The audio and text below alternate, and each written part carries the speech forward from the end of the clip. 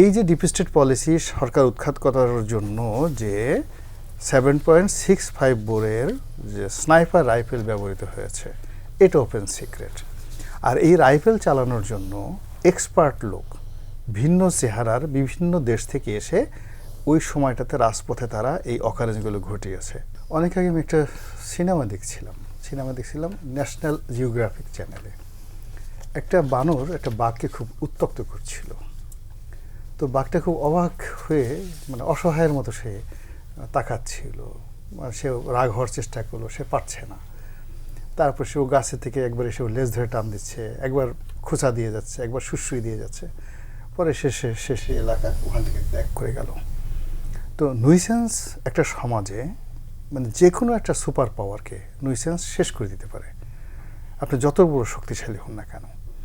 এখন আমাদের এই যে ডক্টর মোহাম্মদ ইউনূসের জমানাতে প্রথম যেটি জিনিস দেখলাম যে মব, বাংলাদেশে যে এরকম মব হতে পারে, অদ্ভুত মব। প্রিন্সিপালের এসে কান মলে দিচ্ছে ছাত্ররা, ডিসির অফিসে সেই যারা মাধ্যমিক স্তরে 9-এ পড়ে 10-এ পড়ে এই সকল ছেলেরা সমন্বয়ক নামে এসে ডিসিকে ইন্ডিকেট করছে। সচিবালয়ে এসে সেই সংস্থাপন সচিব, আমরা সংসদ সদস্য হিসেবে যেখানে সংস্থাপন সচিবের সাথে কথা বলতে আমাদের 10বার চিন্তা করতে হতো, তো সেখানে একটা ছেলে কলেজে পড়ছে, ইউনিভার্সিটি পড়ছে, সে সংস্থাপন সচিবকে গিয়ে লিস্ট দিয়ে বলছে যে আমাদের কথা মতো এই ডিসিগুলো হবে, এবং অনেক সচিবের বদলিতে যে টাকা পয়সা ছাত্ররা নিয়েছে এটা আমরা দিয়েছি। এই যে মবকে কেন্দ্র করে বাংলাদেশে যে একটা অভূতপূর্ব ঘটনা ঘটে গেছে, বিপ্লব ঘটে গেছে, রীতিমতো দুর্নীতির বিপ্লব, অনিয়মের বিপ্লব, যেটা আমাদের আউট অফ ইমাজিনেশন। এখন আপনি চিন্তা করুন, এই সংক্রান্ত যদি 1 লাখ কোটি টাকা এই দুর্নীতিতে এই 18 মাসে ট্রানজ্যাকশন হয়ে থাকে, সেই টাকাটা তো একটা লোকের কাছে আছে।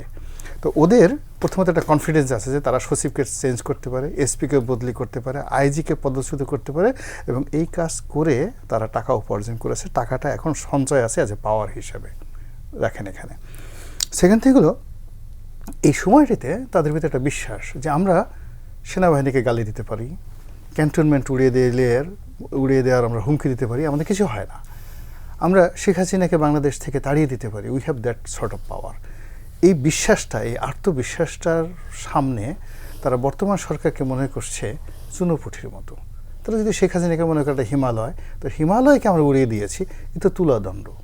তো এইরকম কত লোক আছে বাংলাদেশে, টেকনাফ থেকে তেঁতুলিয়া পর্যন্ত একটা বিরাট সংখ্যা আছে, যেগুলো আসলে গুপ্ত শক্তি। এখন সাইলেন্ট পাওয়ার হিসেবে, ঘুমন্ত শক্তি হিসেবে এই শক্তিটা রয়ে গেছে। এরপর আপনি প্র্যাকটিক্যালি আসেন, এদেশে যে একটা এই শেখ হাসিনার পতনের জন্য যে একটা ডিপ স্টেট পলিসি কাজ করেছে, এটা তো এখন একটা ওপেন সিক্রেট, যেখানে স্বয়ং ডোনাল্ড ট্রাম্প বলেছেন এই যে ডিপ স্টেট পলিসি সরকার উৎখাত করার জন্য যে 7.65 বোরের যে স্নাইপার রাইফেল ব্যবহৃত হয়েছে, এটা ওপেন সিক্রেট। আর এই রাইফেল চালানোর জন্য এক্সপার্ট লোক ভিন্ন চেহারার বিভিন্ন দেশ থেকে এসে ওই সময়টাতে রাজপথে তারা এই অকারেন্সগুলো ঘটিয়েছে, ওপেন সিক্রেট। ওই রাইফেলগুলো কত হাজার স্নাইপার রাইফেল আসছে আমরা জানি না, এটা কি গুপ্ত? তাহলে কি হলো, গুপ্ত 2, অস্ত্রটাও আগে টাকা প্লাস ক্ষমতা, এখানে অস্ত্র। এরপরে এসএসএফের অস্ত্র লুট হয়েছে। আমরা কি এখনো বলতে পারি যে শেখ হাসিনাকে প্রোটেকশন করার জন্য এসএসএফের যে অত্যাধুনিক অস্ত্রগুলো ছিল সেগুলো এখন কোথায় আছে, কার কাছে আছে? এরপরে থানাগুলো লুট হয়েছে। সব মিলিয়ে ধরেন, যদি বিদেশি শক্তি যারা আছে তারা যদি 10,000 স্নাইপার রাইফেল দিয়ে থাকে, তার সঙ্গে যদি আবার আমাদের লুটপাট হওয়া অস্ত্রের সংখ্যা যদি আরও 10,000 ধরেন, এই 20,000 সৈন্য অস্ত্র আছে। এই অস্ত্র সম্পর্কে স্বরাষ্ট্রমন্ত্রী কী বলেছে? সাবেক সে বলেছে, নির্বাচনে আমি গ্যারান্টি দিচ্ছি এই অস্ত্রগুলো ব্যবহৃত হবে না। ইট মিন, সে জানে যে অস্ত্রগুলো যেখানে আছে সেই অস্ত্রগুলো ব্যবহৃত হবে না। হোয়াট ডাজ ইট মিন? তাকে জিজ্ঞাসা করতে হবে। গুপ্ত নম্বর 3। এরপরে গত 1 মাস এই যে গণ্ডগোল যে শুরু হলো, ফুয়েল ক্রাইসিসের আগে, তারপর এই এখন যে ঢাকা বিশ্ববিদ্যালয়, তারপর অন্যান্য জায়গাতে চট্টগ্রামে যেখানে যেখানে প্রবলেমগুলো হচ্ছে, এর আগে আপনি দেখবেন যে ছাত্র নেতারা যারা সমন্বয়ক ছিলেন তারা বলছেন যে আমাদের এই বিপ্লবটা একটা আনফিনিশড রেভলিউশন, আমাদের আরেকটা বিপ্লব হবে, আমরা আরেকটা বিপ্লব করব, এবং আমাদের আরেকটা বিপ্লব রাখতে হবে। গেল এটা।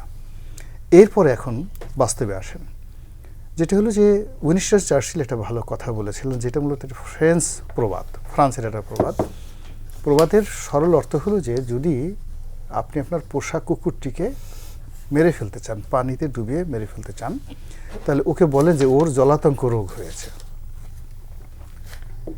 আর ঠিক সেম কথাটার মানে এগেনস্টে উইনস্টন চার্চিল বলেছেন যে তুমি যদি কোনো কুকুরটাকে মারতে চাও তাহলে ওকে একটা ব্যাড নেম দাও। আমাদের এই সমাজে এই গত 60 দিনের সরকারে আপনি দেখুন, সরকারের যারা কর্তা ব্যক্তি তারা প্রতিপক্ষকে খারাপ নাম দিচ্ছে, অকথ্য, অশ্লীল, অশ্রাব্য, বাজে বাজে নামগুলো তারা বলছে।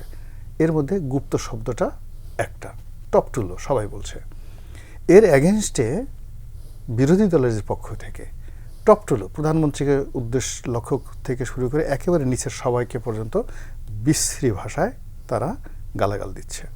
তো যখনই আপনি একজন সম্মানিত মানুষকে, মর্যাদার মানুষকে, পাওয়ার হাউসকে গালাগালি করবেন, ইট মিনস ওই যে বানর যেভাবে বাঘকে ডিস্টার্ব করে তার বাঘের যে কর্তৃত্ব এটাকে শেষ করে দিয়েছে, এইভাবে প্রত্যেকটা মানুষের ভয় ভেঙে গেছে যে এখানে যাকে ইচ্ছা তাকে সেই গালাগালিগুলো দেওয়া যাচ্ছে।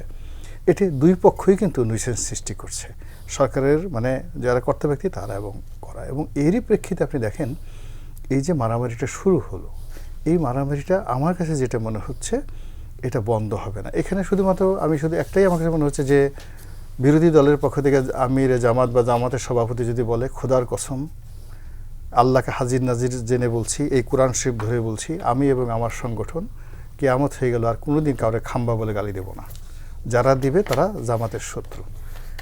যদি জামাতের পক্ষ থেকে কথা বলা হয় এবং কোনো খাম্বা না বলে, আমার বিশ্বাস যে বিএনপির যারা লোকজন আছে তারা রাগ হবে না। অন্যদিকে তারেক রহমান সাহেব, তার কথা ছাড়া এই দলের অন্য কেউ বললে হবে না। উনি যদি বলেন যে আমি কর্তৃত্ব নিয়ে দায়িত্ব নিয়ে বলছি, আমি আর নিজে কখনো গুপ্ত বলবো না, আর আমার দলের কোনো লোক জামাত শিবিরকে গুপ্ত বলবো না, আমরা অন্য বিষয়ে পজিটিভ অর্থে সমালোচনা করবো। কিন্তু এই দুটো শব্দ যদি এই মুহূর্তে দুজন নেতা রহিত না করেন, আপনি বিশ্বাস করেন আমার যে সিক্স সেন্স বলছে এই গুপ্ত এবং খাম্বা এটা থামবে না।